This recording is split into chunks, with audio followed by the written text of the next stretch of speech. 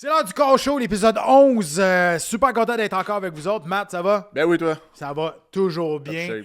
On enregistre, juste pour vous dire, on enregistre une journée d'avance cette semaine à cause de conflits de studio. Donc, ça se peut qu'il y ait des nouvelles qui vont sortir un petit peu plus tard, qu'on ne sera pas au courant. On va vous revenir avec ça. Mais à cet instant même, on va vous parler de qu'est-ce qu'on a ici. Suivez-nous sur nos plateformes web, sur notre plateforme YouTube. On vous lit, on vous répond. Merci de nous suivre là-dedans. On est en train de bâtir une belle communauté. Ouais, la plateforme Chaos Sport aussi, Ouais. l'application. Fait que suivez-nous, belle communauté, on se répond, puis c'est le fun. Dans les extras, on a encore nos capsules combat pour les nuls, toutes les entrevues que j'ai fait au face-à-face aussi. Capsules pour les nuls, allez voir ça pour vrai, c'est le fun. On a eu du fun à tourner ça. drôle. On se prend pas on se prend pas au sérieux, mais Mais on c'est se sérieux explique pareil. bien. Ah, Ouais, on c'est ça. explique bien quand même. Le contenu est pertinent, mais non, on se prend pas au sérieux, c'est ça qui est le fun. Les grosses nouvelles sur l'UFC aujourd'hui, une bombe dans le monde du jiu-jitsu brésilien. On va en parler, mais on commence avec le premier round. Round 1. Matt, évidemment, on n'a pas le choix de commencer avec l'UFC 325 qui a eu lieu à Sydney, en Australie. Gros gala, mais il faut qu'on parle de la polémique qu'il y a eu à la pesée avant. La journée d'avant. Aaron Toe qui triche littéralement à la pesée. Carrément. Un peu à la Daniel Cormier il y a quelques années. Oui, Daniel Ouais. Cormier, on se souviendra, il avait poussé sur... Dans le temps qu'il n'y avait pas les boîtes. Là. Ouais. Là, il y avait juste la ceinture, pas la ceinture, la serviette. Il avait poussé... Ça, c'est un vieux truc de lutteur, Ouais. ça. Pour faire le poids, pour s'alléger quelque peu. Mais là, le Toe, lui, était complètement tout nu, autour de la boîte. Il a flexé, mais il a mis ses deux bras. Tu le vois très bien, là, sa Oh, photo. il flexe, mais il se lève de même. Puis il a réussi à faire le poids à 135. Là, on a eu un petit doute. Fait que finalement, on l'a repesé après sans la boîte. Il était à 139. Je veux dire, tu peux pas te lever de 3 livres, là, 4 livres. Là. Exactement. Mais ouais, il l'a pas fait. Puis tu le vois très bien à la photo. Puis après, il était dévasté. C'est son problème. C'est pas fait de la peser. Là. Mais un gros prospect en plus. Gros prospect. Puis moi, ce que j'ai trouvé étrange, c'est que Dana White n'était pas si fâché que ça. Il a dit non, c'est correct, on va rebooker cette. Parce que c'était la finale de Road to UFC Asia. Une des 4 finales qu'il y avait ce soir-là. C'est une finale qui a tombé. Mais il a dit on va rebooker ce combat-là, puis on va redonner une chance qu'ils se battent pour le titre de Road to UFC Asia. J'étais comme, OK, mais des fois, il est. Ouais, puis il y a peut-être des détails de coulisses qu'on connaît Ouais. pas non plus. Peut-être il est arrivé un enjeu médical quelconque, j'ai aucune idée. Parce que d'habitude, dans la White, il ne se gêne pas pour poivrer les combattants qui font pas le poids. Là. Puis je veux qu'on revienne la semaine passée aussi, on n'a pas parlé, puis tu sais, il y en a beaucoup sur nos réseaux, sur nos plateformes qui nous en ont parlé, puis c'est vrai, Cameron Smotherman, qui a fait un faceplant solide C'était pas beau, à la ça. pesée, puis il a fait le poids, mais en voulant sortir du stage, tombé en pleine face. Ouais. Premier show à Paramount. Ah non, ça paraissait le monde de mal. Paramount devait s'arracher les cheveux de sa tête. Ouais. Je ne sais pas si tu as vu, il y avait le panel américain juste en avant, puis il y avait Daniel Cormier, il y avait Michael Bisping, puis Bisping, il dit hey, c'est la responsabilité des combattants de faire le poids, puis moi, j'ai aucune pitié pour ceux qui font pas le poids. Puis tu vois le gars, Smolder, passer en arrière, tombe en Ça pleine s'achète face. pas, ça. Ça s'achète pas, Le mais... timing. Mais c'était pas chic, puis tu sais, c'est Non. de là, tu sais, on pourrait faire un épisode là-dessus sur les coupes de poids dans les sports de combat, particulièrement à MMA. Ouais, faut pas que tu te tues. Tu sais, parce que tu te tues pour faire le poids, c'est parce que premièrement, les devoirs n'ont peut-être pas été faits convenablement. Et voilà. Je pense. Tu es un pro de la déshydratation, Pat. Ça se fait de la bonne façon, mais si tu te ramasses à faceplan, c'est parce que t'étais dans ton timing, dans ta préparation pré-combat, tu n'étais pas. T'as eu des shortcuts, il y a des choses qui sont pas bien allées. Comment veux-tu livrer un bon combat le lendemain? Tu sais, exemple, si c'était battu, Ouais. faut pas que la cure tue le cheval. Tu sais, la déshydratation extrême, c'est une chose, mais après ça, la réhydratation, c'est encore 10 fois plus important. Mais oui. Puis, tu sais, souvent, on voit beaucoup de haine à envoyer vers l'organisation de l'UFC, la coupe de poids. Mais c'est personne qui te force à te battre dans une quadrille de poids. C'est ton choix, c'est tes sacrifices que tu veux faire, puis c'est à toi de faire bien les choses. Le problème avec les combattants, c'est qu'ils n'ont pas les moyens, des fois, pour s'engager un nutritionniste ou de quoi de même. là-dessus. Fait qu'eux autres, ils voient plus ça comme une dépense qu'un investissement. Mais tu vois ça comme un investissement, là, parce que c'est ton corps, c'est ton outil de travail. Puis, ils vont dire pourquoi ils ne font pas la pesée juste avant le combat ou la journée du combat. La raison, c'est très simple. C'est qu'il y en a qui se déshydrateraient pareil la journée du combat. Ben oui. Fait que pourquoi c'est 24 heures avant? Oui, c'est un show, mais c'est pour donner le temps nécessaire aux combattants de se réhydrater et d'arriver le plus en santé possible. C'est pour ça que la pesée est 24 heures avant. Tout à fait. Puis le vrai problème, je pense, c'est qu'il n'y a peut-être pas assez de catégories de poids. On en a souvent parlé. Ouais. Je pense que le bas blesse blesse plus là, mais comme tu dis, même si tu mettais la pesée, peu importe ta figure où dans le Fight Week, il y aurait quelqu'un qui essaierait pareil. Tu sais, on le voit au Jiu-Jitsu, tu te bats, tu te pèses, tu te bats au Jiu-Jitsu. Fait que si tu te bats dans l'après-midi, là, exemple dans Hype DJF, je me bats à 2 heures, ben, je me pèse, je me bats 15 minutes après. Ben, il y en a qui coupent pareil. Ouais. Bon, ils ont l'air de ce qu'ils ont l'air, là, mais. Non, mais c'est ça. Voilà. Fait que, tu sais, puis le corps réagit jamais pareil. Tu sais, moi, j'ai fait beaucoup de déshydratation quand même assez extrême. Je déshydratais de 20-22 livres en 18 heures, mais je savais que j'étais capable de le faire. Mais le corps réagit pas tout le temps de la même façon. Le mien, il réagit peut-être pas pareil non plus. Non, t'sais. mais même le mien, tu sais, il y a des fois que j'ai coupé 15 livres en 3 heures, puis d'autres fois, ça m'a pris 6 heures.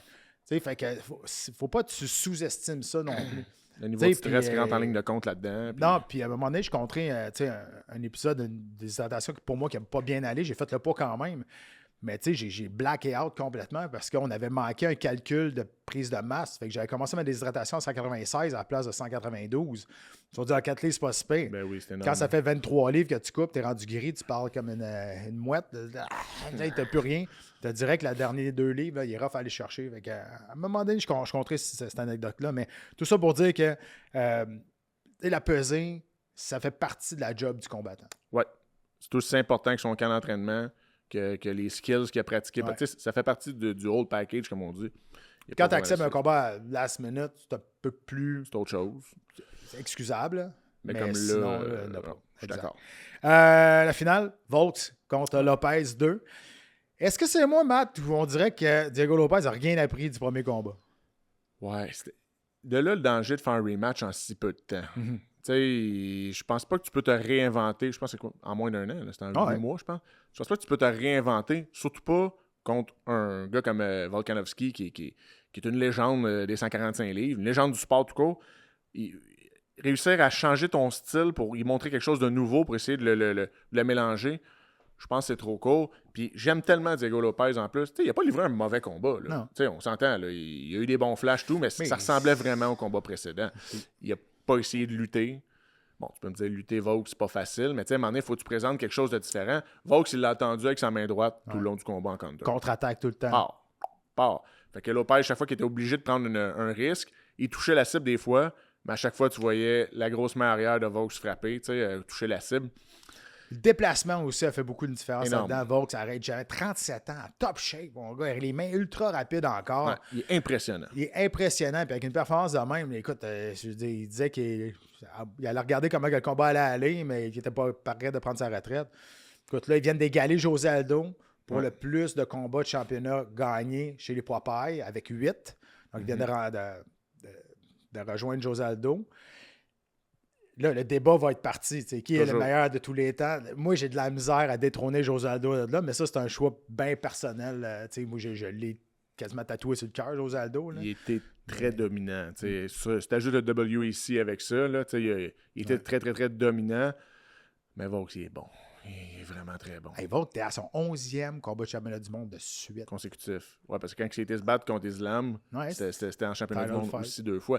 Moi, j'avais une grosse crainte que, surtout le dernier knockout contre Makhachev, que ça laisse des séquelles. Puis non, finalement, il est aussi agile. C'est vrai, c'est fait sonner solide. Exactement, t'as raison. Fait que bref, quel combattant. Ouais. Lopez s'est cassé le pied, je pense que c'est au 3e ou 4e round. Et tu sais, ça n'a pas l'air à l'avoir dérangé, ça n'a rien changé de toute façon. Non. Tu sais, quand tu te bats contre un gars comme Volks qui te figure out, là, qui figure ton style, c'est comme je me répète, mais en 8 mois, tu peux pas ajouter assez d'outils à ton coffre pour dire que tu vas amener quelque chose de nouveau à ce gars-là. Ben, il l'a pas fait, en tout cas. Non, puis je textais avec un de mes amis, on écoutait le combat en même temps, puis le fighting IQ de Volks, il est immense. Comme tu dis, son footwork, là, personne qui a de le toucher, très difficile. T'sais, il a donné du mal. C'est un jab de feu, là. Il a des longs bras. Oui, il est court, mais il a des longs bras. Puis il l'utilise super bien. Côté grappling, c'est la cage, oublie ça. Là, il est pas emmené au sol, pratiquement. Là. Fait que... Faut-tu y croire? T'sais, quand tu vas lutter avec, faut-tu y croire que ça va fonctionner? T'sais, Lopez, on l'a pas vraiment essayé. Lopez, c'est ça. Il me fait penser à plusieurs combattants les dernières années qu'il est vraiment bon. Il pourrait être champion dans un autre era, mais là, il y a Volks comme en son face. kryptonite un peu, Volks. Savais-tu ça que tous les champions présentement de l'UFC, chez les hommes, tous les champions, Volk, dans leur nouveau règne, là, Volk, c'est le seul qui a défendu son titre une fois. Wow. Tous les champions, là, tu vas dire, ouais, mais Pereira, c'est son nouveau règne. Là. Oui, c'est son deuxième championnat. Là, je parle de leur nouveau règne. Alors, regardez tous les champions présentement, il n'y a personne qui a défendu son titre encore. de leur nouveau rang. Il y a juste Volk. C'est là que tu établis les vrais. Hein? Parce que, comme tu dis souvent, C'est comme ce que coach, je pense, ouais. si tu n'as jamais défendu ta ceinture une fois, oui, tu es champion, mais tu es un one-timer quand même. Mais oui, putain, MMA, les règnes ne durent pas si longtemps que ça. Tu as toujours les exceptions, mais des règnes qui durent 2, 3, 4, 5 défenses, c'est plutôt rare. C'est rare. Tu sais, des règnes comme José Aldo, comme Anderson Silva, Georges Saint-Pierre. Ouais. Je pense pas qu'on va revoir ça encore. Les rosters sont trop bons maintenant. Tu sais, dans le sens, les catégories sont, à part chez les lots, là, mais je veux dire, les autres catégories, c'est profond. Encore une fois, je fais l'avocat du diable. Il y a 125 Tu sais, Georges, là, il a affronté des méchantes bêtes là, quand même. Tu sais, des Matthews, des John Finch, des Koscheck, des Diaz. Mais il était des Condit. Mais Georges était une grosse coche en haut de tout le monde. D'accord. Puis tous ceux que tu viens de nommer sont vraiment excellents. Puis, comme tu dis, c'était une bonne ère des welterweight à 170 livres. Mais Georges était générationnel. Oui, tu as raison. Je pense que c'est là que ça a joué. En tout cas, on va voir Volk le prochain. On va en parler tantôt, mais tu sais, Lauren Murphy puis Evloev. Il y a du monde dans le line-up. Probablement qui vont se rapprocher de ça. Parce que là, à 145 livres, il y a le Mexicain qui est là. J'oublie son nom. Mais à part ça, tu sais, il n'y a pas grand Rodriguez. Il y a Rodriguez qui est là. Mais le prochain, ça va être eux autres. De toute façon, le combat a été annoncé. Là. Oui, puis ça va donner des bons combats quand même. Là. Ouais. Il devait être content. Saint-Denis. Saint-Denis qui a battu, qui a passé à travers Dan Hooker. Ouais. J'ai bien aimé le Fighting IQ on en parlait la semaine passée de Benoît Saint-Denis qui s'est amélioré avec ça. Ouais. Il a pris son temps. Ouais, il n'a pas rushé. Non, exact. Puis on avait parlé ça la semaine passée. Parce que moi, je disais que ça pouvait être un combat piège pour Saint-Denis parce que Hooker a cette capacité-là. Puis sûrement qu'en début de combat, Hooker avait quand même fait ses devoirs. Les tip kicks au corps ont causé des problèmes à Saint-Denis au début. Puis j'ai fait il s'est fait faire mal au corps. Oui, il s'est fait faire mal. Ça aurait pu mal tourner, mais là, comme tu dis, il est intelligent. Il a pris son temps. Il n'a pas rentré large comme il le fait d'habitude. Puis au sol, c'était une clinique. Là, ça... 4e finition de suite pour Benoît Saint-Denis qui claim, évidemment. Il dit moi, je voudrais bien avoir la BMF, peut-être.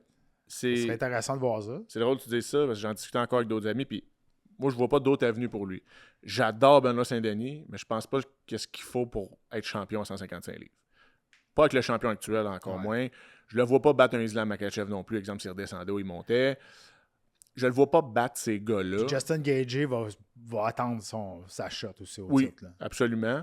Fait que oui, le BMF, je pense qu'il est bâti pour ça. Il y a cette espèce de fanbase là autour de lui. C'est un tough, ancien gars des forces spéciales. Puis l'équipe, je le verrai là. Je sais que tu détestes cette ceinture-là, mais je pense que c'est l'avenue pour shiner. Parce qu'en championnat du monde, peut-être qu'il aura sa chance un moment donné. Ça va être son tour. Mais je crois pas vraiment. Il y a quand même des petites lacunes dans sa game que le top 3 de la catégorie va passer comme ça. Ouais, je comprends. Parle-moi du jeu au sol de Dan Hooker qui a reçu sa black belt en décembre passé.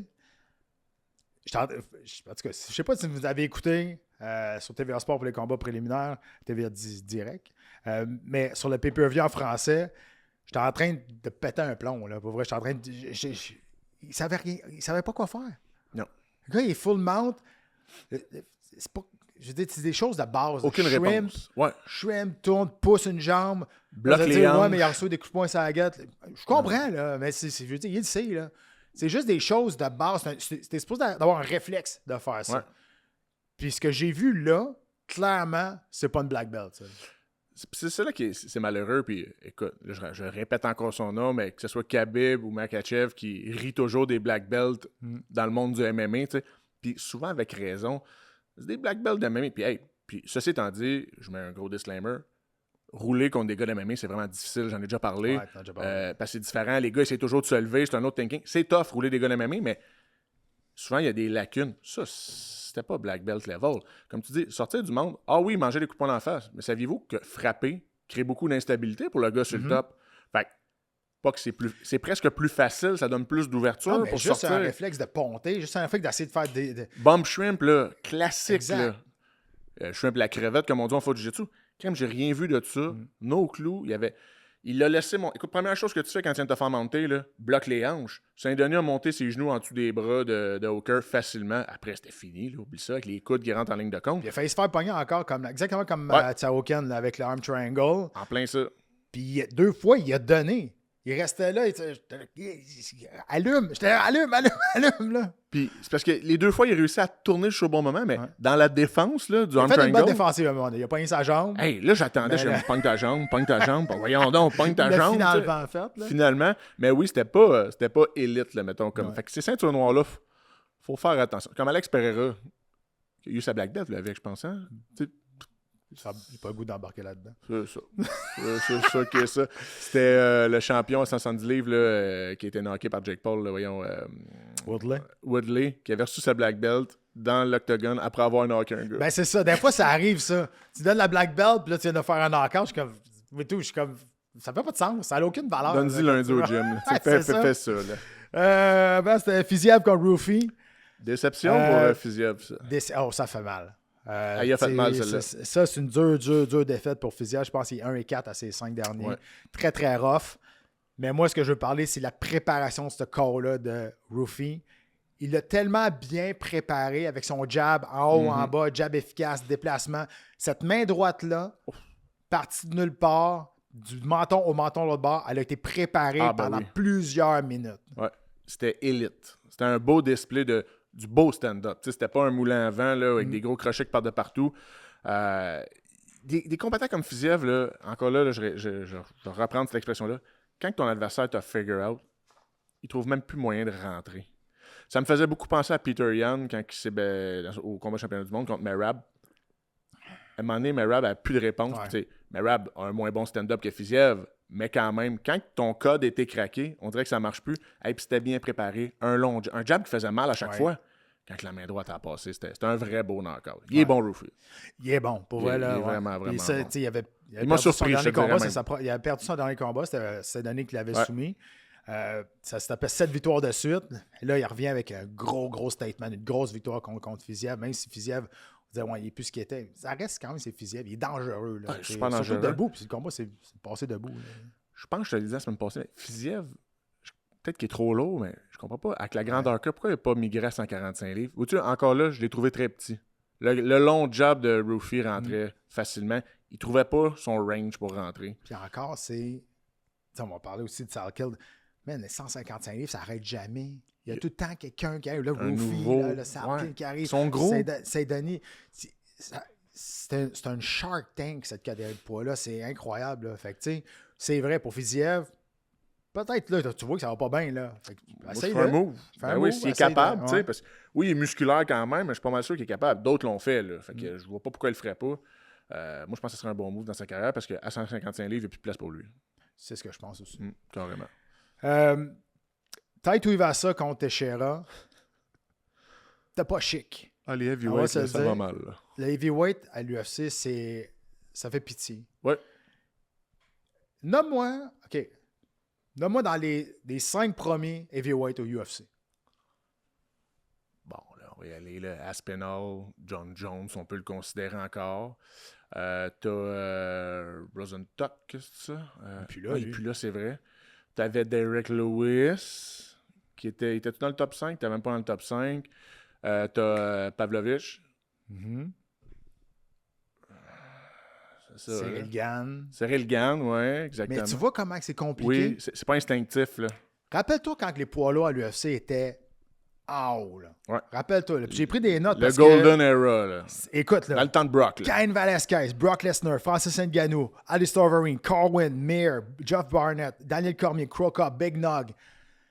Ils étaient tous là en même temps, là. Ouais. Ça, c'est dans le temps que les heavyweights étaient très solides. Ouais. Puis là, ça a crashé, mon gars. T'avais plus qu'un top 10. Ça fait plusieurs années que les poids lourds, ça fait dur. Je peux pas croire que Tai Tuivasa, il avait perdu ses 5 derniers combats. Il était mieux classé que Teixeira. Je sais. Puis, encore là, je ne vais pas juger, puis je vais exactement faire ça, je vais juger. Là. Christy, s'est-tu entraîné pour le combat? Il est arrivé à 265,5 livres. On en a parlé la semaine passée. J'avais peur qu'il arrive pas au poids. Il a failli arriver limite. Poids, heavyweight. Ouais. Christy, aucun cardio. Regarde, c'est au deuxième round, à la fin du deuxième round, les deux, ils se sont regardés avec les deux mains. C'était pas beau. Je fais, ça ressemble à So You Think You Wanna Fight. Tu sais, là, tu pognes deux, excuse-moi, là, puis respecte les thèmes. C'est comme si tu pognais deux average Joe que tu te fais battre. C'est ça que ça a l'air. Est-ce que le pipeline de fighter heavyweight est si mauvais que ça, ou c'est l'UFC qui a de la misère à scouter chez les heavyweight, je le sais pas. Mais là, on a définitivement pas des athlètes. Non. Ces deux gars-là. C'est fini ce temps-là de ces gars-là, comme des Roy Nelson puis des Taito Hiroshi. On l'aime, il est charismatique, mais là, il a 6 défaites de suite. Ah oui.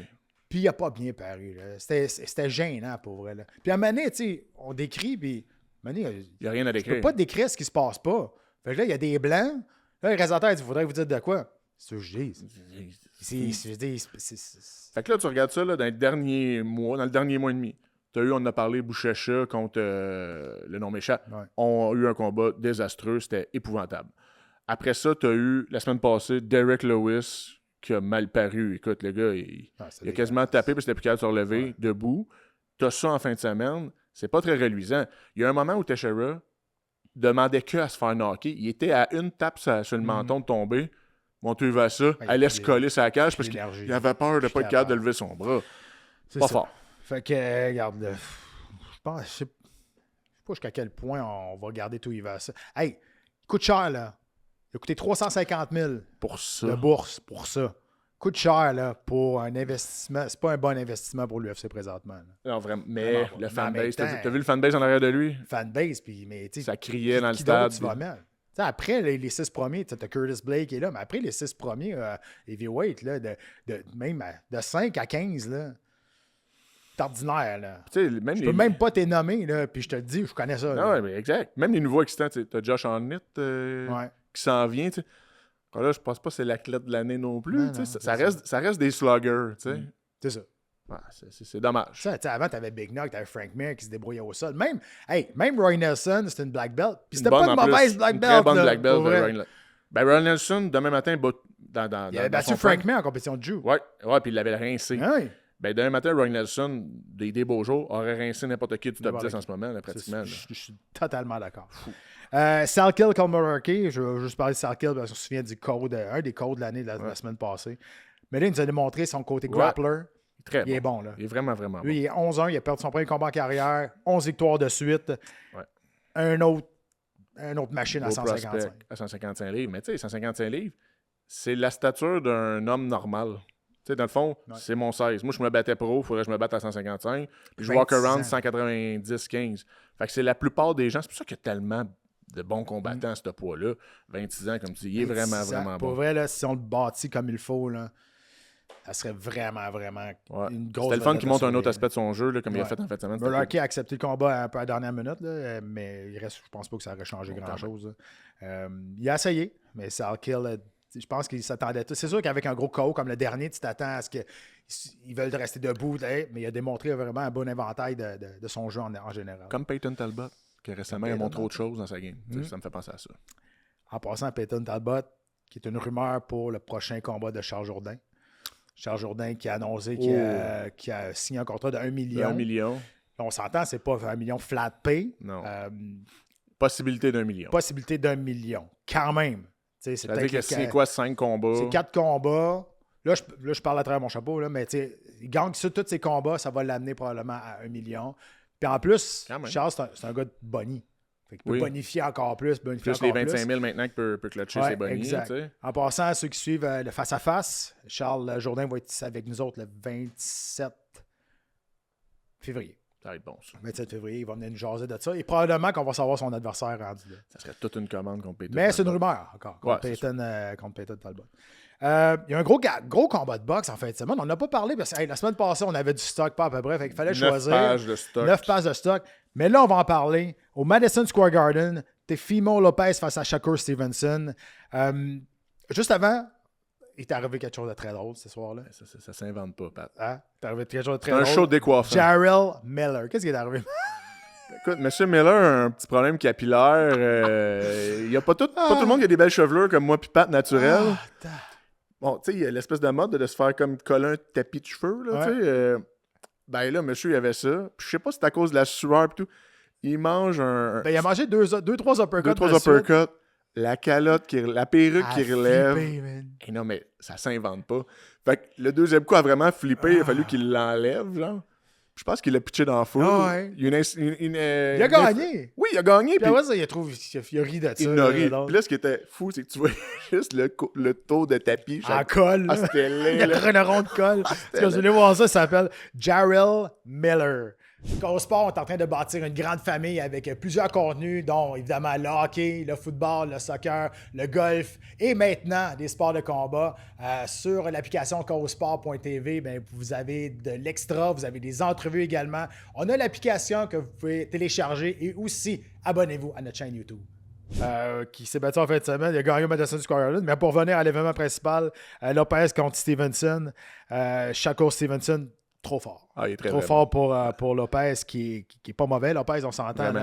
Mais ce qu'il faut dire, c'est que Stevenson, il rejoint un club très select. Des Floyd Mayweather, Canelo Alvarez, Crawford. Il devient champion des super légers, mais surtout dans une 4e catégorie de poids différente. Il est vraiment, vraiment bon. Il était vaincu, 25-0. Je pense qu'il y a l'espace pour aller chercher comme une 5e un peu. Parce que 4e, là, il tombe avec ceux qui l'ont fait. Mais exemple, Floyd, puis Crawford et Pacquiao ont fait plus. Pacquiao, c'est 7, je pense. De mémoire. Catégorie différente. Ouais, 7. Bref. Mais oui, je pense qu'il a la capacité de monter encore plus. Il a la capacité de monter plus. Il est très fort parce que dans cette catégorie-là, c'est lui l'homme à battre en ce moment. Je regardais la liste des champions. Parce que là, il est juste champion WBC, je pense. C'est lui qui a le ring aussi? Je pense qu'il a gagné le ring en même temps. C'est lui. C'est vraiment lui. Il est très fort, dominant. Il a gagné 119-109. C'est un blowout. C'est une domination complète. Il a défié Conor Benn après. Puis après ça, il s'est pas rétracté. Tu sais, sur le coup de l'émotion, Conor Benn est monté dans le ring. OK, blablabla. Puis après ça, le lendemain, il dit oui, mais il va y avoir une clause de réhydratation là-dessus. Donc, il veut savoir s'ils veulent signer sur le contrat qu'il n'y a pas le droit de reprendre plus que temps de livre. Dans un laps de temps X. C'est ça, exact. Parce qu'il s'était battu contre Eubanks, Conor Benn à ce dernier combat, puis Eubanks avait l'air mort. Il avait mis cette clause-là. Fait que du côté de Stevenson, il dit moi, tout, je vais faire ça. Je vais t'imposer que tu ne peux pas remonter trop haut. Il y a juste, je pense que c'est juste IBF qui a des clauses automatiques que tu ne peux pas reprendre autant de points, un pourcentage de poids ou quoi de même. C'est à toute réserve, mais... Il me semble que j'avais lu que... c'est peut-être... en tout cas, je pense même WBC. Ça se peut. Je me souviens de WBA, que tu sais, tu as une pesée 30 jours, une pesée 15 jours. C'est IBF, ça. IBF, ça, je suis sûr. Peut-être WBA, mais IBF, il me semble que oui. Mais une clause plus précise comme ça, moi, je vois pas ça dans la mauvaise. On parlait des déshydratations catastrophes tantôt. Moi, je trouve des belles avenues à ça, à essayer d'empêcher ça. Un MMA One Championship a des clauses comme ça aussi. En Californie, c'est comme ça aussi. Okay. En Californie, je sais pas si ça reste encore ça, mais moi, quand j'ai pris ma retraite, 3-4 ans après, tu n'avais pas le droit de reprendre plus que 8 ou 9% de ton poids quand tu arrivais la journée du combat. Fait que tu arrives le mardi, ils te pèsent. Puis là, après ça, ben, tu peux pas te déshydrater plus que 8 ou 9% de ton poids. Moi, clairement, j'aurais jamais été capable de me battre en Californie. Là. Moi, je trouve que ça... Encore là, on peut en argumenter. Moi, je trouve que ça fait du sens. J'aime pas ça, voir les athlètes, c'est sûr. Regarde comme toi, à la fin, tu as fini à 170. T'aurais pas dû devoir aller à 170. Les gars, t'es gros. Parce que là, t'étais rendu que les 185, c'était les anciens heavyweight quasiment. La dernière fois que je me suis dit à 185, c'est ici à Montréal. C'était contre l'Italien Sakara. Alessio Sakara. Ouais. Je savais qu'il était plus gros que moi physiquement. On arrive au face-à-face à peser. Je sais qu'il est plus gros que moi physiquement, le gabarit, de toute façon. Le lendemain, je rentrais dans l'octogone, j'ai vraiment ça. J'ai dit, tabarnak, c'est son frère.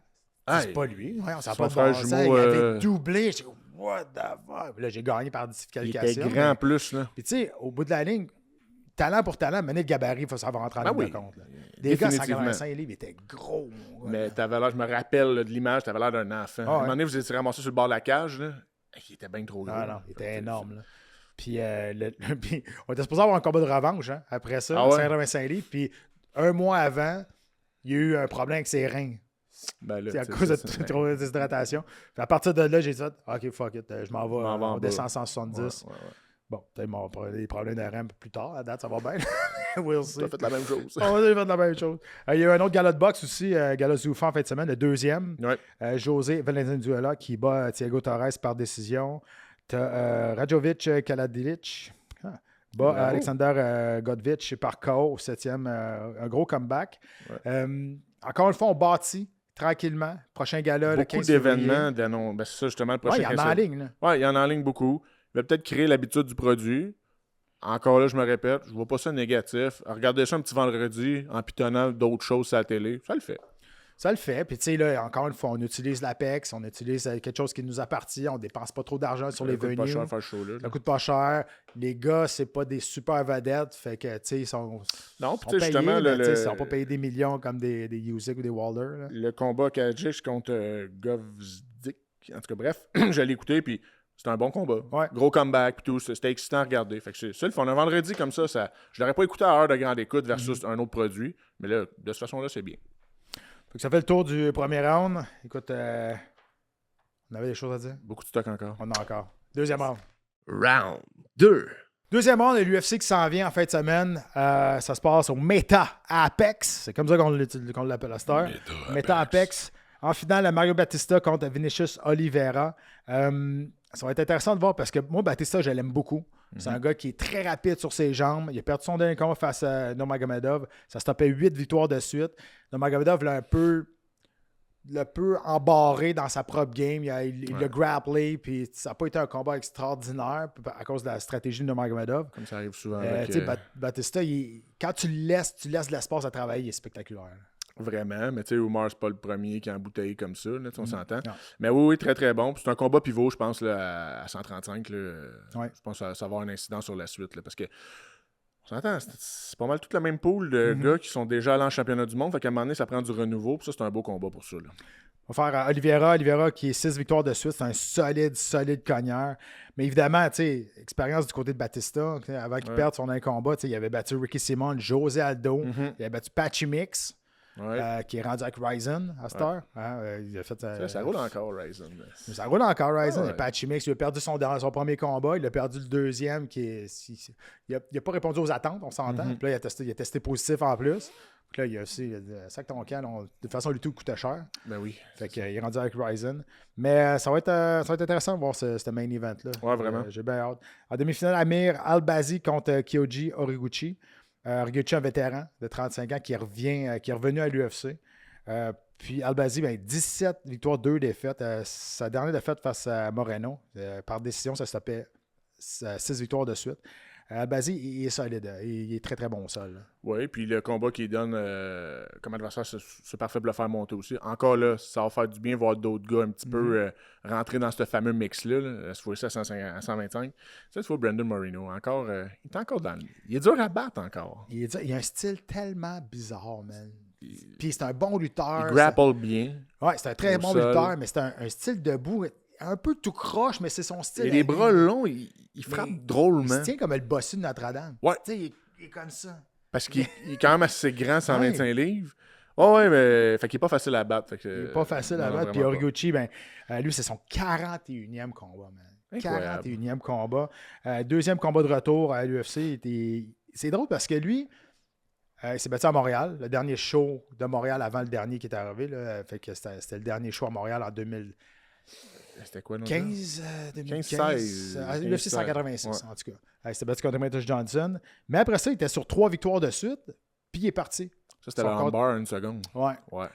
Puis il est parti.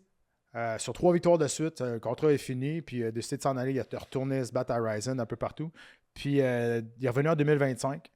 Puis c'est ça, depuis ce temps-là, là, il a gagné son retour. Un combattant qui est très aimé de la foule. Oui. C'est un combattant qui est charismatique. Pour vrai, d'habitude, les Asiatiques sont plus réservés. Tout à fait. Lui, il est super charismatique. Charismatique, puis donne un bon show. Là. Lui, il a un beau skill set.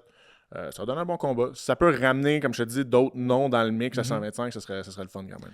Bon, évidemment, on passe vite pour ces deux combats-là finaux parce qu'on veut parler de Marc-André Barriault. Yes. Barriault qui va se battre face à Mikhail Oleksiejczuk. 17e combat dans le centre de l'UFC pour Marc-André Barriaux. On l'a pas vu. Dans le sens que on s'en est comme pas rendu compte. Ouais. Un peu comme Charles Jourdain. Il accumule les combats. Ils ont des vraies carrières, l'UFC. 17e combat à l'UFC. Il vient au 3e rang dans l'histoire derrière Georges puis derrière moi. Puis, tu sais, là, il est pas sur une bonne séquence. On va voir ce qui va arriver. Je pense pas qu'il a fini d'en aligner des combats. Tu sais, oublie pas, là, il a commencé sa carrière avec 3 défaites puis une nulle technique. C'est vrai. Puis sa nulle technique, il avait gagné le combat. mais il avait testé positif. Oui, il a réussi à prouver. Toute la polémique. Il a réussi à prouver que c'était des suppléments contaminés. Ouais. Fait qu'à la place d'y donner une défaite, on a fait une nulle technique.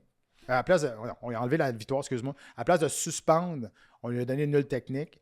Puis là, finalement, après ça, il a eu sa première victoire. Puis là, finalement, ça a été une libération. Mais quand même, tu sais... L'UFC a cru en lui quand même. Ouais. Mais tu sais, il a un potentiel de donner un show tout le temps. Il va à la guerre. Il a des mains lourdes. Tellement efficace le long de la cage, Barrio. La clinch. Il est vraiment bon dans le clinch. Mais il y a une grosse commande devant lui quand même. Ouais, puis tu sais, il y a une victoire à ses 4 derniers. Sa seule victoire, c'était à Montréal. Puis on l'a vu comment que ça lui a fait du bien là, pour à Montréal. Chez lui, une grosse performance. Il montait sur le dessus de la cage. Puis, puis à un moment donné, les émotions sont venues. La foule s'est mise en arrière de lui en plus. C'était beau, ça. Ça, je le dis, quand t'es Québécois, tu te bats au Centre Bell, là. J'en parle, j'ai des frissons. Ben là. Oui. Puis, je l'ai vécu, puis je le sais, il était là. Puis en plus, lui, c'était un combat tellement important pour sauver sa carrière. Si je me trompe pas, c'était son dernier combat sur son contrat. Si je me trompe pas. Puis finalement, après ça, il a signé un contrat. Il est allé se battre à l'autre bout du monde contre Magomed, Poutine. Puis il a quasiment gagné. Ah ouais, c'était... Il l'a ébranlé. Puis lui, il était top 15 mondial. Là. Ouais. Sharipov. Puis Kim, il a fait une belle performance. Il a perdu par décision. C'était pas en Chine?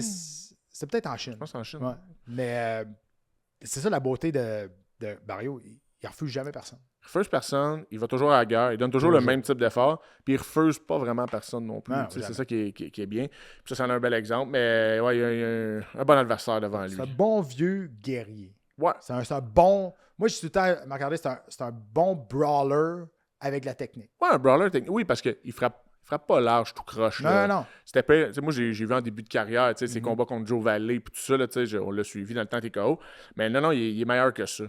Il est très, très bon. Oleksiejczuk, c'est un excellent kickboxer. 16 KO en 21 victoires. Donc, il cogne solide. J'ai peur de la distance qu'il va réussir à créer.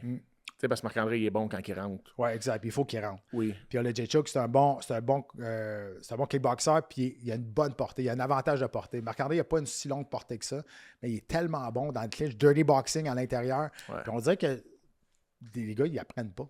Ah non, tout le monde le sait quand t'affrontes Barrio. Puis souvent, il y en a qui restent ça, qui essaient de se battre à son propre jeu. T'es comme, non, ça n'arrivera pas. Là. Ouais, il trouve toujours moyen de sortir un uppercut ou il est très très bon.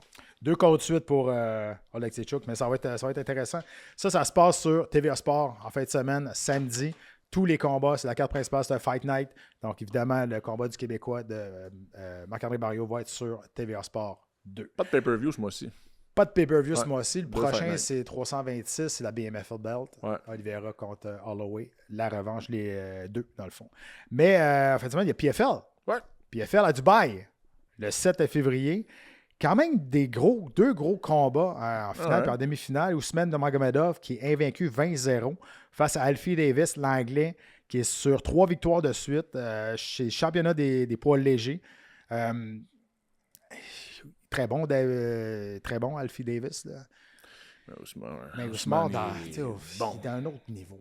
Là. Il y a le Dagestan background, on dirait. Il est vraiment bon. Puis c'est ça qui est intéressant. On chialait contre PFL la semaine passée. Encore là, on peut chialer sur la présentation du combat puis le marketing en arrière qui est déficient. Mais ça, c'est 2 combats qui pourraient être des finales du UFC. Là. Mais si tu cherches pas, tu sais pas que ces 2 combats-là existent. Non. Puis tu sais pas que c'est un ancien champion de Bellator. C'est ça qui est dommage. Ouais. Encore là, tu l'écoutes tout, c'est pas trop clair pour tout le monde. Mais Colin, ça va être bon. Là. Ah oui, puis tu sais, la demi-finale, Ramazad Kuramagomedov, lui qui était l'ancien champion du Bellator, un des meilleurs champions du Bellator, 13-0, face au champion actuel de PFL, Shamil Moussaev, 18-0. C'est pour le championnat des poids mi-moyens. On parlait de la semaine passée, Don Davis qui est parti.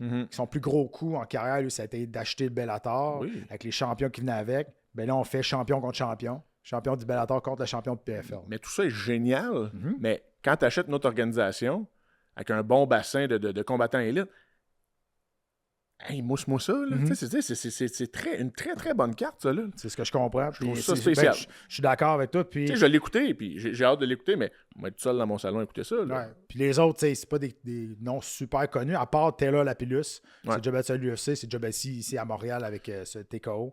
Il va se battre face à Kazum Kazumov. C'est original, ça, hein? Kazumov. Peut-être sa mère manquait de prénom. Il s'appelait Pierre Laroche. Au joueur de hockey, Mario Marois. Oui, Mario Marois. C'est pas forcé beaucoup. L'ancien joueur de foot, Maurice. Ouais, C'est beau. On a-tu fini? Puis la boxe. Ouais. Il y a un combat de boxe qui a été annoncé. Là, c'est officiel. Là. Ouais. Ben, moi, j'ai vu que c'était officiel. Ouais, Deontay Wilder face à Derek Chisora le 4 avril au O2 Arena à Londres. Wilder qui revient à 40 ans face à Chisora qui a quand même 42 ans. Ouais. Un bon combat de vieux. D'old-timer, là, ça va être bon. Je suis intrigué par le combat. C'est pas mauvais. Bon, tu sais que, comme on disait sur Wilder les dernières semaines, c'est pas un beau boxeur. Ça va être un bon slugger. Il est bon, là. Il est très bon. Ouais, puis il va être chez lui, vu que c'est un Britannique. 3 wins de suite. Il est en confiance. Il est en confiance. Wilder n'a pas été très, très actif. Puis, tu sais, Wilder, on en parlait en honte. Il y a eu le Chris Weidman symptôme. Ouais. Ce que je veux dire par là, c'est que Chris Weidman était invaincu. Il est devenu champion du monde. Invaincu en 12 combats, je pense. Il a perdu son premier combat. La chaîne a débarqué. Il n'a plus jamais été le même. Luke Rockhold, quand il a enlevé son titre, il l'a démoli. Puis, il n'a plus jamais été le même. C'est un peu ce qui est arrivé avec Wilder. Il était 42-0. Il est arrivé contre Tyson Fury. Il a perdu 2 fois. Il n'a plus jamais été le même. Non. Après ça, il a gagné 2 de ses 4 derniers, ses 6 combats après. Donc 2-4 à ses 6 derniers. C'est plus l'ombre de lui-même, mais en même temps, tu sais, moi, on a le droit à nos opinions personnelles. Moi, c'est pas un boxeur que je trouve qui est très, très bon techniquement. C'est un slugger, c'est un grand gars qui swing. Mais une claque comme ça va toujours intéresser un promoteur, peu importe. Mais moi, je vois Chisora sortir gagnant quand même de ce combat-là. Là. Je pense que techniquement, il est de loin supérieur. Là. C'est ce que je pense aussi. Mais on va le temps d'en reparler. Hein. C'est le 4 avril au O2 Arena à Londres. Parler de kickboxing parce que John DiBella, on en parle souvent ici, là, John DiBella qui va défendre son titre le 29 avril au Japon. Son adversaire n'a pas été connu encore, mais il va défendre son titre. Il a été nommé kickboxer de l'année par One Championship. Cool, ouais. Un gars d'ici, là, qui s'entraîne ici. Un gars Je vais répéter ma vieille joke. Quand est-ce que tout le monde en parle, l'invite, là? Ça serait cool, ça. On va dire, ouais, il parle pas français. Ouais, je t'ai pas vu. Les joueurs du Canadien. Tu as vu les joueurs du Canadien la semaine passée. Je pense que c'est pas si grave que ça. Si tu veux l'inviter, tu vas l'inviter. Puis le gars, il est intelligent. Là. C'est ça, je fais des blagues, mais se vendre plus. Mais encore là, on disait à quel point il y a de l'argent nazi dans les sports de combat. C'est comme un monde à part qu'on connaît pas, entre guillemets.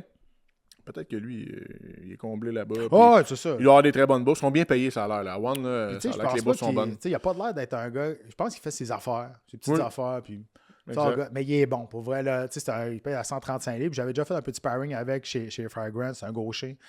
Mais il est bon. Là. Il est bon. Là, technique, vrai, là, très crisp. C'est quelque chose. C'est un bon boxeur. C'est un bon kickboxer. Il a été allé chercher son titre à son dernier combat face à Prajanchai. C'était il avait perdu contre lui. Il est allé rechercher le titre. Fait que, mais c'est. Si vous ne connaissez pas, là, Jonathan DiBella, allez voir ses highlights. C'est une machine de cardio, une machine de volume. Il lance des coups, puis il devient de plus en plus showman en plus. Ouais. C'est ça qui est le fun.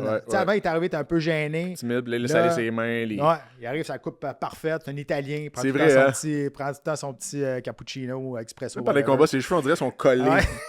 Peut-être qu'il y a une perruque comme notre ami. Non, c'est des blagues. Parle-moi de UFC BJJ, le gala 12 février prochain qui s'en vient. Ouais, un peu comme j'en ai parlé la semaine dernière. En grande finale, on a Mikey Musamichi, le nom que tu aimes le plus prononcer sur la terre. Contre Shai Montagu, ça c'est la finale pour le championnat Bantam. Bon combat en perspective.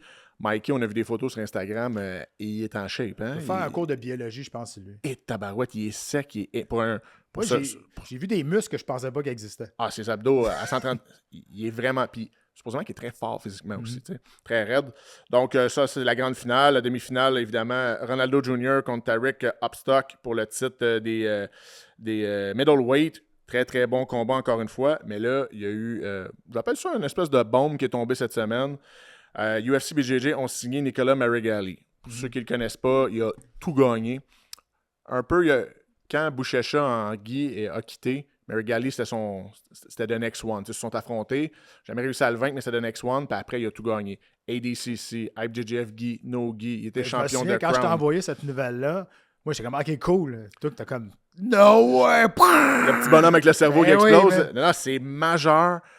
Tu sais, je disais que UFC BJJ avait tout mis leurs œufs dans le panier de Mikey Musamichi, que je trouve qu'il est un personnage peut-être pas si vendeur que ça. Marigali, une face à claque, controversé.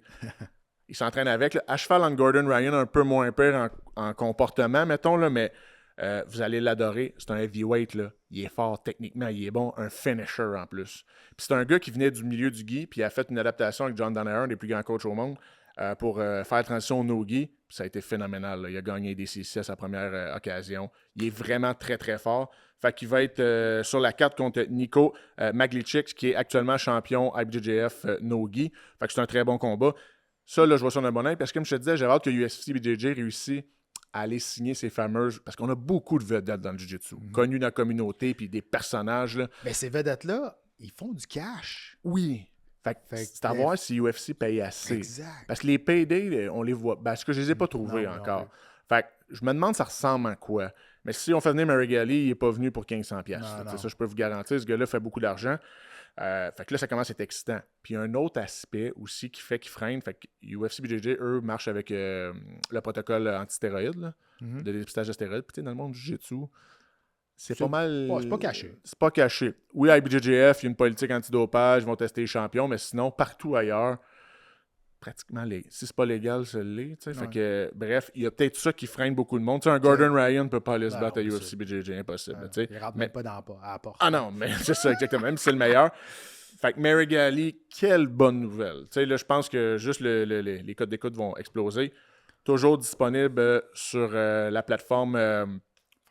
Fight Pass ou gratuit sur YouTube encore. Ça, c'est cool. Encore, oui. C'est ça, jusqu'à temps que ça ne soit plus. Mais un jeudi, fait que moi, jeudi, je vais mettre jeudi prochain dans le gym. Pendant notre cours de 7h30, je mets UFC BJJ, on écoute ça en même temps, c'est la grosse télé. Fait que c'est le fun, là. Ça s'écoute bien un jeudi, puis c'est gratuit. Bon, ben ça se passe le 12 février. 12 février. Donc, ça s'en vient. Il y a une bombe qui est tombée aussi dans le monde du Jiu-Jitsu, mais ça, on vous en parle dans les Hypoke News. Yes. Hypoke News. La bombe dans le monde du Jiu-Jitsu. Jiu-Jitsu. Ça s'est passé hier, ou il y a 2 jours. C'est éclaté en fin de semaine. En fin de semaine. Ouais. André Galvao, qui est dans le trouble. Vraiment. Vous savez à quel point j'aime vanter mon sport et dire toutes les belles vertus de la communauté, mais malheureusement, quand il y a quelque chose qui arrive comme ça, il faut en parler. Il y a eu plusieurs scandales dans les derniers mois / années avec Isaac Mitchell, exemple, qui a eu des comportements disgracieux, pratiquement d'agression sur des femmes. On avait eu le frère de Nick Rod, J. Rod, qui s'était fait kick-out de B-Team, une des plus grosses écoles dans le monde du jiu-jitsu, qui s'était fait kick-out pour justement un comportement louche du genre. Il y en a, on entend des histoires tout le temps. Je pense comme dans un peu n'importe quel sport, mais il y en a plusieurs. Et là, la bombe qui tombe en fin de semaine. André Galvao, qui est une légende dans le sport, okay, qui est un des gros visages de notre sport. Quand tu dis une bombe, c'est pas une figure de style. Là. Non. C'est un chaos. Là. Un chaos total. Un œil au beurre noir au sport en ce moment. Parce qu'il y a eu des allégations qui sont sorties sur lui, l'expression anglophone là, du grooming, un peu comme entretenir des jeunes filles. Puis, en tout cas, là, c'est toujours des allégations en ce moment. Il n'y a pas personne qui est allé en prison, mais c'est majeur parce que... On rapporte les faits. Oui, on rapporte les faits. Et lui, il dirige une des plus grosses écoles avec plusieurs affiliations qui s'appelle Atos Jiu-Jitsu. C'est son école, il est parti ça, et il y a des filières partout dans le monde. Tout le monde se désaffilie depuis en fin de semaine, mais littéralement, tout le monde. Il a donné un communiqué comme quoi qu'il se défend, les faits vont être établis et tout, mais ça ne démarre pas. Une grosse proche de lui là, qui est très proche. Là. Sont les best friends, là, des vrais. JT Torres s'est désaffilié. Eat and Jerk, il s'est désaffilié. Ils sont comme ça ensemble. Il a grandi avec. Puis, tu sais, ils disent à cœur brisé. Puis tout. Il y a une grosse figure du sport, Adèle Fornarino, championne ADCC récemment. Elle casse tout en ce moment. Il y avait un gros gala Polaris en fin de semaine. Puis ça l'a éclaté pendant ça. Okay. Puis elle a gagné son combat. Puis après le combat, elle a fait. Ça me donne des frissons, là. Elle a fait un gros speech, je l'avais repartagé, comme quoi on a un problème dans notre sport, guys. Faut arrêter ça. Parce que le problème, là, oui, là, ça, c'est des trucs d'allégation de conduite sexuelle, mais dans le monde des arts martiaux, c'est particulier. Hein? Il y a comme une espèce d'aura, les coachs qui deviennent... Moi, exemple, là, quand j'ai eu des coachs dans la vie, ce que j'admirais d'eux, c'était leurs skills de jiu-jitsu. Mais t'es pas un coach de vie. Puis il y a beaucoup cet aspect-là dans les arts martiaux, jiu-jitsu, l'espèce de super-héros, voir des gars de 35 ans idolâtrer un coach de jiu-jitsu, ça devient un peu malsain. C'est tout ce problème-là qu'il y a. Puis quand tu amènes l'aspect féminin là-dedans, ça amène une espèce d'aura que les femmes ont de la misère à tolérer dans le gym, c'est malsain. C'est malsain. Ça peut devenir malsain oui, rapidement. ça peut devenir malsain rapidement. Puis, tu sais, vous savez, j'ai une école, puis tout. Puis, je me suis assuré depuis le jour 1 de tasser ça. Tu sais. Mes élèves peuvent m'admirer ou me trouver très hot. Ils voient mes highlights de jiu-jitsu, mais hey, on se croise au IGA, là. Hey, salut mon vieux, ça va. Pas hey, salut coach, ça va. Tu sais. Puis, il y a encore beaucoup ça. Surtout les écoles plus traditionnelles de jiu-jitsu. C'est dommage. Et là, quand tu rajoutes, tu sais, c'est un sport très physique. Écoute, on s'entraîne les gars et les filles ensemble. Ouais, tu as des positions, quand tu n'es pas à l'aise d'arts martiaux, de cet art martial-là, c'est malaisant. Là, tu sais. Un north-south, c'est ce que c'est. Juste être dans la garde d'une fille quand tu es un gars. Ah, c'est particulier. Si tu ne penses pas au sport, c'est malaisant. Quand tu commences ça, les filles, c'est ça souvent qui ont un stop. C'est ces positions-là qui sont des positions de sport de jiu-jitsu, mais on est très proche, comme tu dis. C'est pratiquement sexualisé comme position. Fait que bref, il y a tout ça. Là, au moins, la bulle a éclaté. Là, il y a plein de dénonciations. Ça ressemble, je vous dirais, c'est le hashtag MeToo version Jiu-Jitsu qu'on vit en ce moment. Mais que ça arrive à un icône de ce sport-là, même la Fédération internationale, IBJJF, a sorti un communiqué de presse là-dessus. Je pense que c'est dimanche ou lundi. Fait que ça n'en dit long, là. Comme quoi, pour rappeler qu'il promeut un sport safe puis tout le kit, c'est majeur, ça n'a pas fini. André Galvao a quitté les opérations, lui et sa femme, de Atos Jiu-Jitsu, mais le mal est fait. Là, la business vient de tomber. Là. Oublie ça. C'est dur de... Tu sais, je sais pas, là, mais admettons qu'il se fait blanchir de tout ça. Là. Ouais. Ça sera jamais blanc comme neige. Non. C'est quand même le mal est fait. Fait que, tu sais, il n'y a jamais de fumée sans feu, on dit tout le temps ça. Peu importe. Puis, tu sais, là, c'est parce que l'affaire, c'est que c'est pas juste une personne. Ah, c'est beaucoup de gens. C'est ça, l'affaire. Beaucoup de gens. Puis, Keenan Cornelius, qui est un grand black belt, qui a été avec André Galvao et son équipe à l'époque, il avait quitté, puis il a fait un peu des flamèches là-dessus dans le temps. Puis il a dit quelque chose de très bon. Il dit faut arrêter le worship hero dans notre sport. Tu sais, voir le culte des coachs de jiu-jitsu comme si c'était une secte. Puis c'est ce seul côté-là que j'aime pas de notre communauté. Autant qu'elle est magnifique, qu'elle est merveilleuse, ça apporte plein de bienfaits, mais il faut faire attention avec ça. Puis surtout quand il y a des jeunes athlètes que tu sais, moi j'en ai au gym, là, j'ai des noms en tête. Une Léa, salut Léa, avec contente, je parle d'elle. Une de nos meilleures athlètes en jiu-jitsu, elle est rendue à 14 ans. On a commencé avec elle, je pense qu'elle avait 10 ou 11 ans. On en a des plus jeunes. Ma fille, 7 ans, Naïs, compétition aux États-Unis en ce moment. Fait que quand tu prends des jeunes comme ça sur ton aile, les parents doivent toujours être au fait de ce qui se passe. Ouais. Mais en même temps, je veux pas que ça devienne, qu'on soit dans un climat de suspicion complète et totale. C'est supposé laisser tes enfants à une personne de confiance. Aussi, là, c'est ça le grooming un peu. C'est ça le grooming. Fait que c'est ça. Je suis comme déchiré. Oui, il faut garder l'œil ouvert. Parce que ça existe, mais en même temps, il ne faut pas tomber dans des mesures inverses. Mais grosse bombe, c'est dommage. Puis je trouve quand des choses comme ça arrivent, c'est une bonne occasion de se remettre en question dans notre sport. On peut, moi, comme j'ai dit sur ma page Instagram, hey guys, c'est comme d'autres Jiu, on peut faire mieux que ça. Là. Ouais. On vaut plus que ça.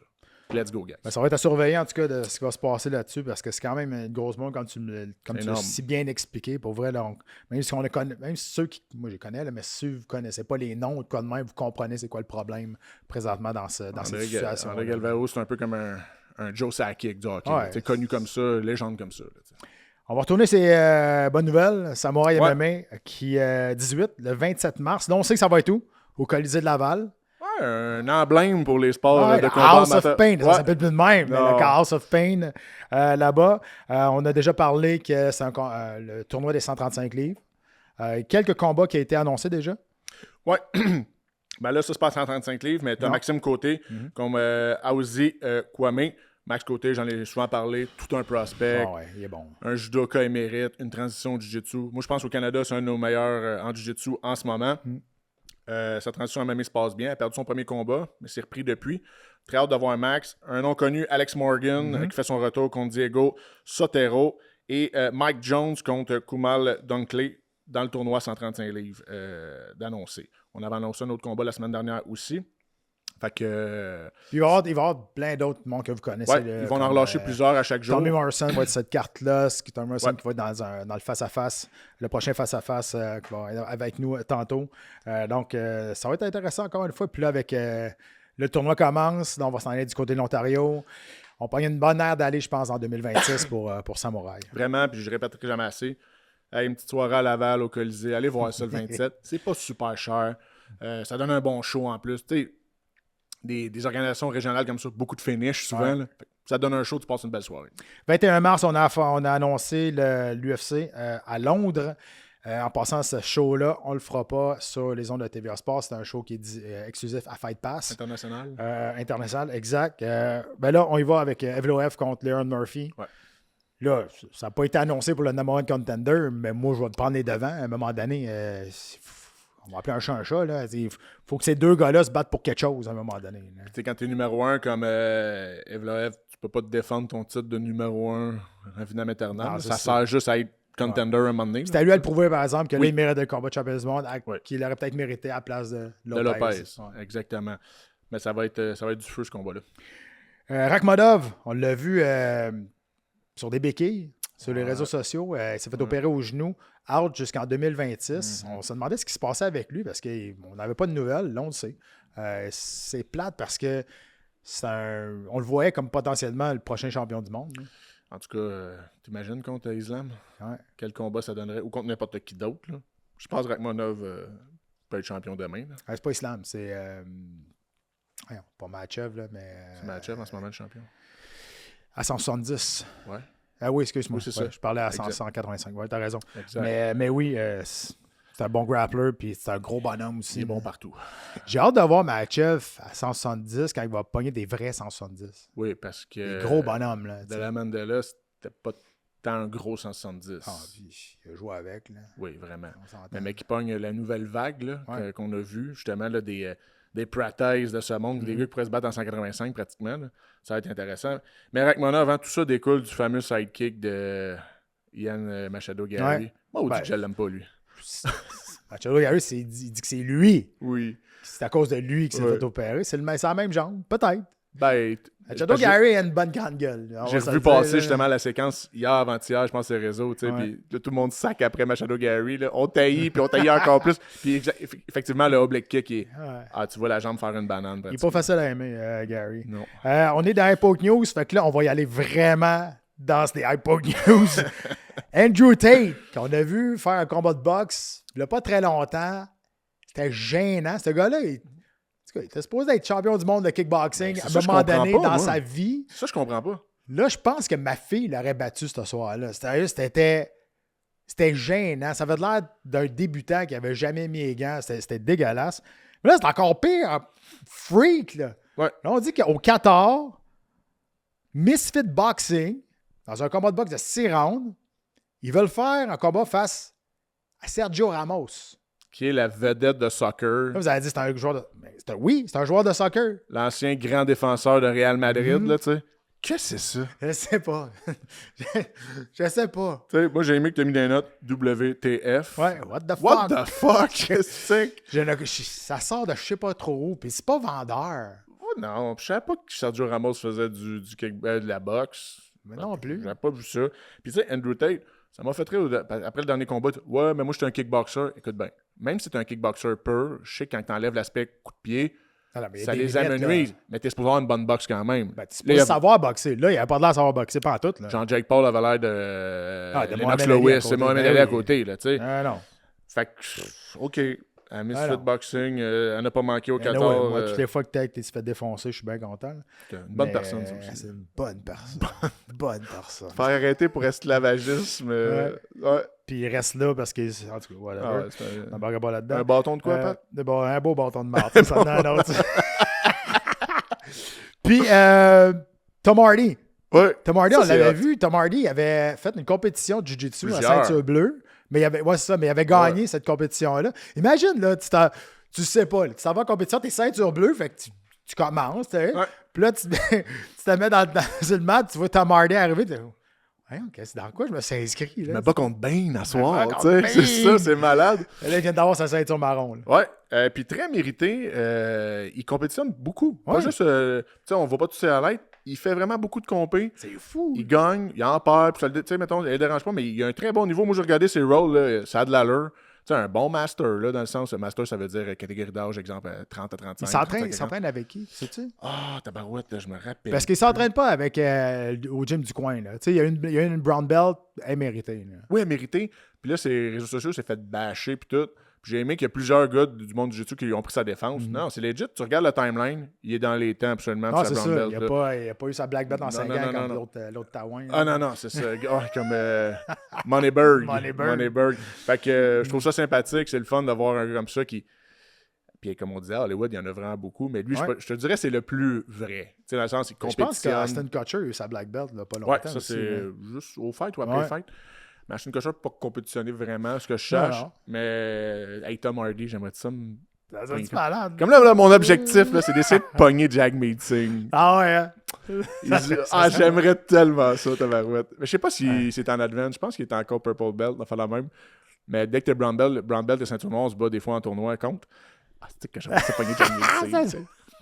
Ancien gars, pas NPD du tout, là, bref. Ça serait bon, ça. Il a l'air d'un bon Jack, par exemple. Il est bon. Hey, Matt, on finit avec un fun fact très drôle. C'est une question qu'on va vous poser à vous autres, la communauté.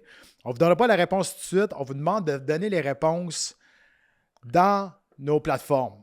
Que ce soit en dessous du YouTube, sur la plateforme de CoSport, sur l'application, peu importe. N'importe où ce que vous pouvez répondre. Il va y avoir une capsule là-dessus. Il va y avoir une capsule là-dessus, puis je vais vous donner la réponse plus tard. Mais j'ai vu ça passer, puis c'est vrai. J'ai fait le calcul, puis c'est vrai. Et la question, c'était, on est 8 milliards de personnes sur la planète. Combien de fois il faut que tu te battes consécutivement pour être le dernier gagnant sur la Terre, le gagnant de la Terre? Mais là, t'as peur. Là, tu parles en élimination directe. Une élimination directe. Comme un tournoi là, avec des braquettes, élimination directe. Exact. Combien de fois? Combien de fois? On est à partir de 8 milliards. On est 8,1 milliards à cette heure sur la planète. Fait qu'on passe à 8 milliards. Fait que répondez-nous sur les plateformes un petit peu partout du CoSport, du CoShow et sur le site de CoSport également. Répondez-nous à ça.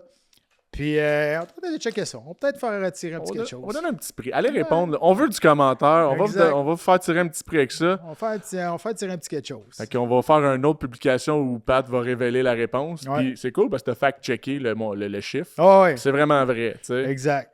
Fait que checker ça. Moi, c'est ce genre d'affaires-là, ça me donne comme des frissons. Puis on va en faire de plus en plus. Des petites questions de même, des fun facts. On termine avec ça, c'est le fun. Mais ça nous permet aussi de... vous parler, d'interagir avec vous autres. Puis c'est ça qu'on aime. C'est ça on lit tout. Là. On répond peut-être pas à tout, là, mais on lit tout. Puis ça, c'est le fun aussi. Absolument. Fait qu'on rappelle la question. C'est tout le monde se bat un contre un sur la Terre. À partir de 8 milliards, combien de fois faut tu te battre consécutivement pour être le dernier? Le last man standing. Là, on earth. Ouais. Hey, ça, c'est plus hot que le BMF, ça. Ça, c'est plus hot que le BMF. Imagine, ça serait incroyable. Matt, on prend un petit break de 2 semaines. Ouais. Ben, moi, j'en prends un parce que je m'en vais en vacances. Ouais, tu m'emmènes pas. Un petit break de 2 semaines, mais il va y avoir quand même du contenu sur nos plateformes de CoSport. Il va y avoir des entrevues que j'ai faites également. Il va y avoir 2 nouvelles entrevues les 2 prochaines semaines. Ça, il va y avoir ça dans les extras sur le CoSport. On va faire du contenu, des petites capsules également. On va répondre à cette question-là. On va faire des petits flash news exemple, qu'on va faire ensemble. Qu'on va sortir au même moment que les épisodes sortent le vendredi. Voilà, ça ne sera pas un épisode au complet, mais ça va être des petits flash news, juste pour vous garder un peu dans le loop. Puis, on va revenir la semaine du 26. Ben, le 26, c'est le jeudi, là, mais dans cette semaine-là, avec un épisode complet et surtout une entrevue avec Charles Jourdain, qui, on va sûrement savoir son adversaire jusqu'à, puis on va lui parler de son contrat d'1 million. Ça va être vraiment cool. Fait que là, dans le petit contenu, Pat, vas-tu nous avoir ça avec un mimosa à la main ou quelque chose du genre? Peut-être. On va être au soleil, en tout cas. Fatigant. Hey, répondez-nous à la question. Puis suivez-nous sur les plateformes. Il va toujours avoir du contenu pour vous garder bien éveillé avec ça. Puis quand on avait 9 pages de notes la semaine passée. On va en avoir encore plus. Parce qu'on va peut-être faire un spécial de 2 heures. On va voir. Ah oui, dans un marathon. Hey, bonnes vacances, Pat. Hey, merci.